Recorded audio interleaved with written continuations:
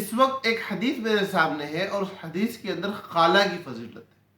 اچھا، خالہ کی فضیلت سننے میں ذرا عجیب لگتی ہے بات، کیونکہ ہمارے نزدیک تو ماں اور باپ، اس کے علاوہ اپنے بھائی اور بہن، ان سے علاوہ جتنے لوگ ہیں وہ سب غیر ہے۔ خالہ غیر ہے، میرے معاملات میں نہیں بول سکتی، ان کا حق نہیں کہ میرے گھر کے اندر کچھ بولے۔ چاچا غیر ہے، تایا غیر ہے، پھپھی غیر ہے۔ یہ ہمارے معاشرے کا موجودہ دور میں المیہ بنتا جا رہا ہے۔ ہمارا دین، ہمارے نبی، ہماری شریعت ہمیں ایک خاندانی نظام دیتی ہے، اپنے قریبی رشتہ داروں سے صلح رحمی کا درس دیتی ہے۔ تو اس کے اندر ہمیں جو چیز ملی ہے وہ ہے خالہ کی فضیلت۔ حضرت ابن عمر رضی اللہ تعالیٰ عنہ راوی ہیں، فرماتے ہیں کہ ان رجلا اتى النبی صلی اللہ علیہ وسلم، ایک آدمی اللہ کے نبی صلی اللہ علیہ وسلم کی خدمت میں حاضر ہوا۔ فقال یا رسول اللہ، اس نے آ کے یوں کہا کہ اے اللہ کے نبی، انی اصبت ذنبا عظیما، مجھ سے ایک بہت بڑا گناہ ہو گیا ہے۔ فہل لی من توبۃ، تو کیا مجھے کوئی توبہ کا، مغفرت کا پروانہ مل سکتا ہے؟ مجھے تو نہیں لگتا کہ میری خطا اور گناہ اتنی چھوٹی ہے یا اس کے اندر اتنا زیادہ کوئی کمی ہے کہ اس کی وجہ سے میں معافی کے لیے بہت آرام سے آ سکوں۔ مجھے تو یہ لگتا ہے کہ میرا گناہ بہت عظیم، بہت بڑا، بہت ہی زیادہ ہلاک کرا دینے والا ہے، اور میرے پاس توبہ کی کوئی صورت سمجھ میں نہیں آ رہی ہے۔ آپ مجھے کوئی توبہ کا پروانہ بتا سکتے ہیں کہ جو اگر میں کروں تو میری مغفرت ہو جائے اور میرے لیے جہنم کی جگہ جنت کے راستے کھل جائے؟ تو اللہ کے نبی صلی اللہ علیہ وسلم نے کیا مبارک اور پیاری بات فرمائی۔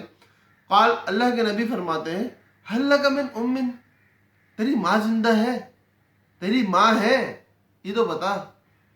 قال لا، کہتا نہیں میری ماں نہیں ہے۔ اب وہ لوگ جن کی مائیں ہیں اور وہ ماؤں کے نافرمان ہیں، وہ سوچیں کہ اللہ کے نبی صلی اللہ علیہ وسلم سے جب توبہ کا سوال کیا گیا ہے تو اللہ کے نبی نے سامنے سے سوال کیا کیا؟ تو تہجد پڑھتا ہے؟ نہیں، یہ سوال نہیں کیا۔ اشراق پڑھتا ہے؟ نہیں۔ چاشت پڑھتا ہے؟ نہیں۔ نمازیں، روزے، زکوٰۃ، حج کچھ نہیں کیا۔ هل لک من ام، تیری ماں ہے؟ سب سے پہلے بات پوچھی کہ اگر ماں ہے تو پھر توبہ کا دروازہ کھلا ہے۔ ماں ہے تو توبہ کا دروازہ کھلا ہے، ماں نہیں ہے؟ اچھا چلو کوئی بات نہیں، نہیں ہے۔ کہتا ہے لا، تو ٹھیک ہے نہیں ہے، پھر کیا کریں؟ قال، اللہ کے نبی فرماتے ہیں ابھی راستے بند نہیں ہوئے ہیں، ابھی راستے بند نہیں ہوئے ہیں۔ ہاں، اللہ کے نبی فرما رہے ہیں وَهَلْ لَكَ مِنْ خَالَةٍ، تیری خالہ ہے، تیری ماں کی کوئی بہن موجود ہے، تیری ماں کی کوئی بہن موجود ہے۔ هَلْ لَكَ مِنْ خَالَةٍ، قَالَ نَعَمْ، ہاں یا رسول اللہ، خالہ ہے، خالہ ہے، خالہ ہے، بچت ہونے کے راستے ہیں۔ قَالَ نَعَمْ، قَالَ فَبَرَّهَا، توبہ چاہیے نا، فَبَرَّهَا، اس کے ساتھ جا کے نیک سلوک کر، اس کی خدمت کر، اس سے جنت کمانے کی فکر کر۔ اور یہ چھوٹی موٹی کتاب کی روایت نہیں ہے، مشکات شریف کی روایت ہے، اور مشکات شریف بھی ترمذی شریف سے لے کے آئی ہے۔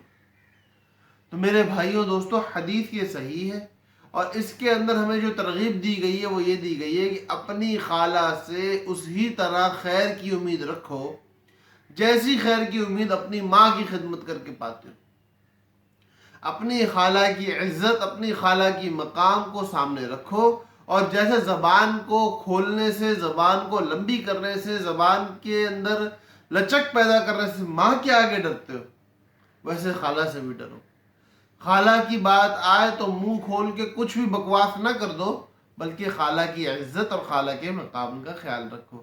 اور یہ خالہ صرف ایک مصداق اور مثال اس حدیث میں آئی ہے۔ اسی طرح چاچا اور تائے کو باپ کا قائم مقام حدیث میں ارشاد فرمایا گیا ہے، بڑے بھائی کو باپ کے قائم مقام حدیث میں ارشاد فرمایا گیا ہے۔ یہ تمام تر وہ رشتے ہیں کہ جن کی عزت اور توقیر مسلمانوں پر تو واجب ہے، مسلمانوں پر تو فرض ہے۔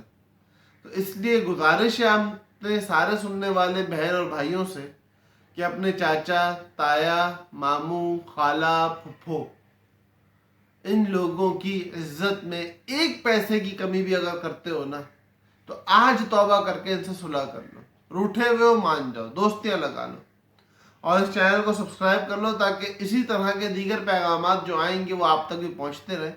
اللہ پاک ہم سب کا حامی و ناصر ہو۔ السلام علیکم ورحمۃ اللہ وبرکاتہ۔